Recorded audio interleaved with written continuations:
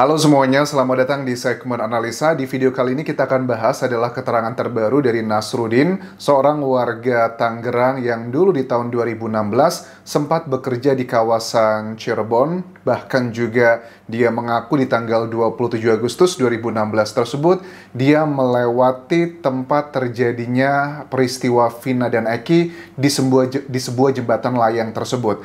Yang dia klaim saat ini adalah bahwa dia memiliki foto. Karena foto tersebut diambil di malam kejadian, dia mencurigai bahwa kejadian tersebut ada hubungannya dengan begal. Bahkan pada saat dia mau melewati jembatan tersebut, jalan kaki akan menuju ke sebuah tempat pemakaman, tempat suci mungkin yang dianggap bagi masyarakat setempat, area makam Gunung Sunan Kalijati, karena dia malam hari itu berencana mau mengikuti kayak kajian zikir setelah Ba'da Isya. Nah, itu adalah momentum kenapa dia bisa melewati area tersebut. Tapi pada saat itu dia mengaku bahwa ada sosok pria yang berdiri di tengah jalan dekat dengan TKP Vina dan Eki terakhir ditemukan. Dia ketakutan karena ketakutannya warga sekitar tuh sering bilang di daerah tersebut sering terjadi begal, makanya dia berhenti sejenak terlebih dulu.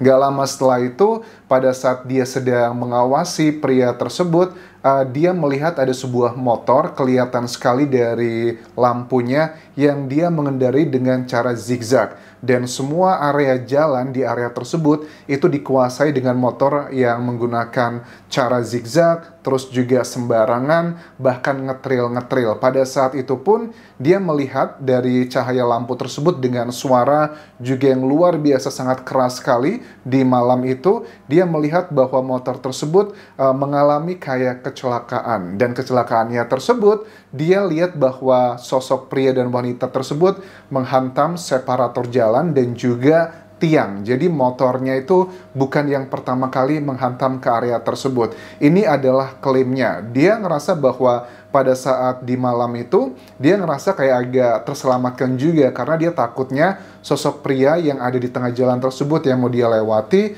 itu kan dipikirnya adalah begal. Terus gara-gara ada kejadian tersebut mulai rame, dan pada saat setelah kejadian Vina dan Eki kecelakaan, menurut versi dia itu ada 3 orang yang mendekat ke area tersebut, dan pada saat mendekat dia pun juga mendekat, dan dia mengaku juga memfoto beberapa kali di handphonenya. Bahkan pada saat dia ngobrol dengan Kang Deddy Mulyadi di sini pun dia mengatakan dengan jelas bahwa fotonya itu masih ada kok, sampai sekarang saya simpan. Tapi pada saat Kang Deddy mempertanyakan, ya sudah kita bantu, kita ambil, kita cek apakah sekarang foto tersebut masih di handphone atau tidak. Ada beberapa hal yang kita mulai ngerasa beneran nggak nih Nasruddin keterangannya bisa dipertanggungjawabkan atau tidak. Pada saat Kang Deddy bilang ya sudah nanti akan diantar dengan supir dan sebagainya, dia masih agak sedikit lupa. Kalau HP-nya sih sekarang saya bawa katanya, tapi dalam kondisi mati, nggak hidup. Yang kedua adalah foto tersebut itu tidak berada di HP lagi, tapi berada di SIM card atau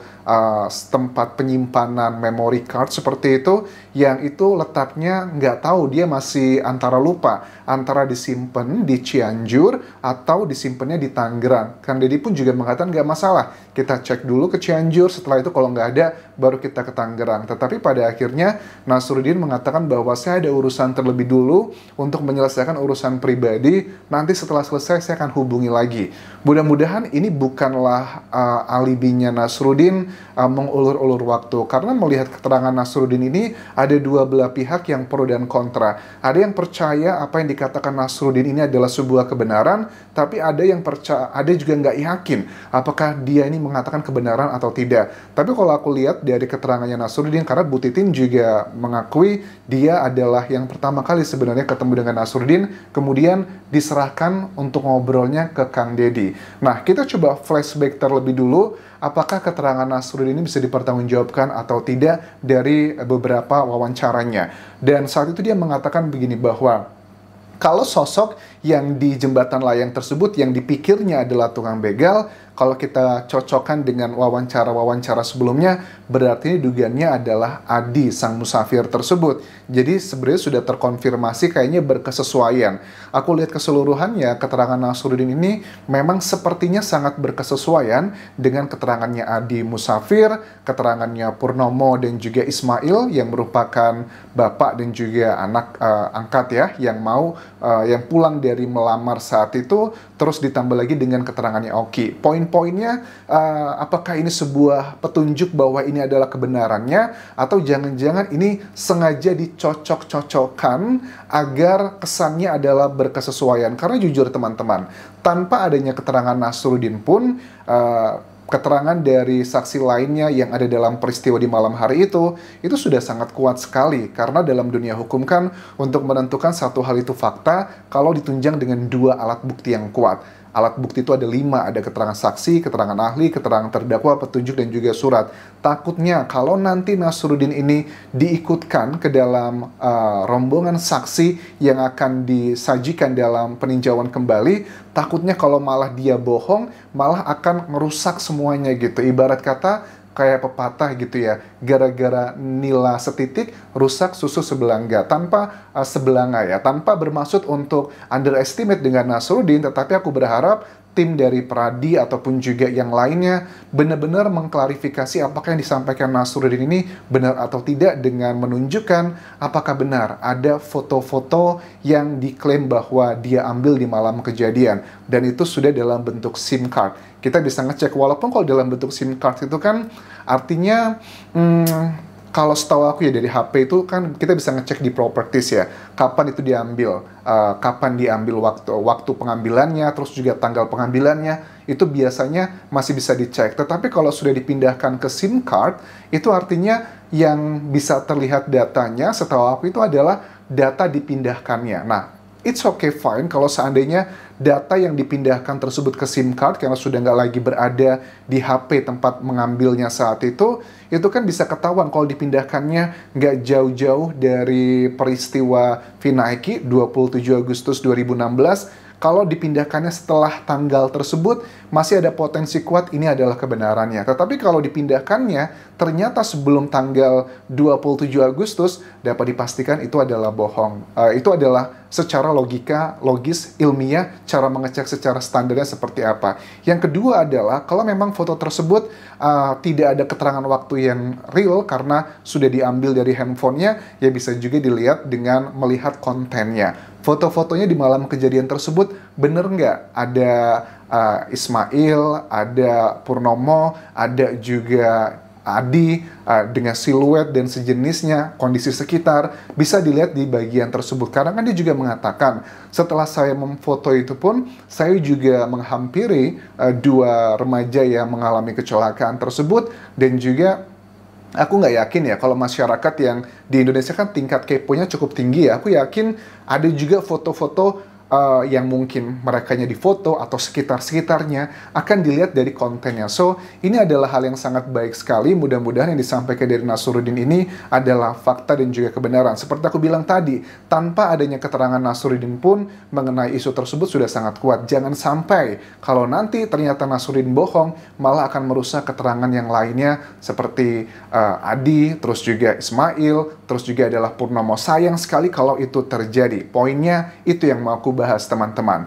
Nah, HP-nya ini kan masih dibawa sampai sekarang. Katanya ada, tapi katanya sudah nggak hidup lagi. Bagi aku, kenapa kalau HP mati masih terus dibawa?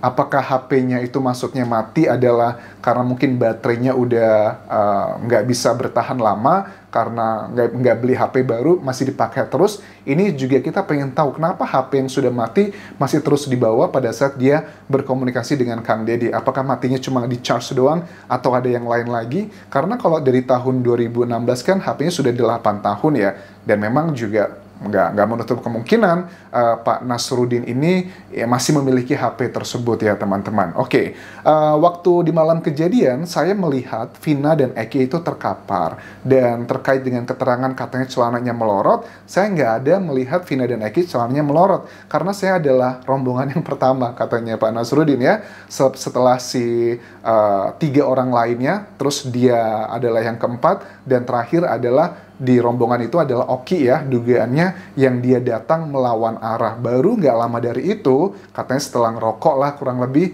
nggak lama, nggak nyampe 5 menit atau 10 menit, itu datanglah serombongan polisi antara 2-3 orang atau 4 orang yang datang di situ. Dan dugaannya itu adalah rombongan di mana Pak Suroto pun juga hadir bersama anggota polisi. Dan pada saat dia melihat dan menunggu kedatangan polisi tersebut, dia bilang, saya itu mencium ada bau-bau alkohol di sana. Saya pikir awalnya bau alkohol tersebut berasal dari 3 orang yang pertama. Tapi setelah kesini-sini, kok saya baru sadar itu adalah memang berasal dari kedua korban. Nggak tahu apakah ini Vinanya atau Ekinya begitu.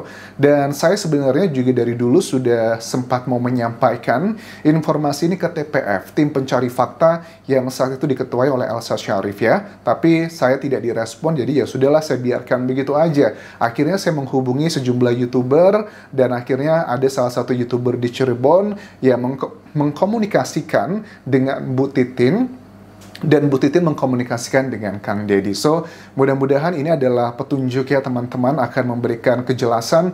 Dan kalau memang foto tersebut ada, sudahlah, ini tidak terbantahkan lagi secara logika hukum bahwa peristiwa di tanggal 27 Agustus 2016 tersebut adalah murni laka lantas tunggal. Dan ini bisa menyelamatkan ke-7 orang yang terpidana yang masih mendekam dalam penjara, dan bisa membersihkan nama baik Saka Tatal dari capnya sebagai mantan narapidana. Apakah kalian yakin dengan statement Nasruddin ini? Seperti yang aku bilang di awal tadi, harus diklarifikasi dan diverifikasi dengan detail, karena kalau ternyata dia berbohong, ini akan merusak keterangan dari yang lainnya. Kesannya seperti pepatah tadi, jangan sampai hanya gara-gara nila setitik, rusak susu sebelanga. Jadi harus benar-benar di cross check apakah Nasruddin benar atau tidak, karena tanpa keterangan dia pun mengenai isu tersebut, dengan adanya 3 saksi aja, itu sudah sangat kuat sekali.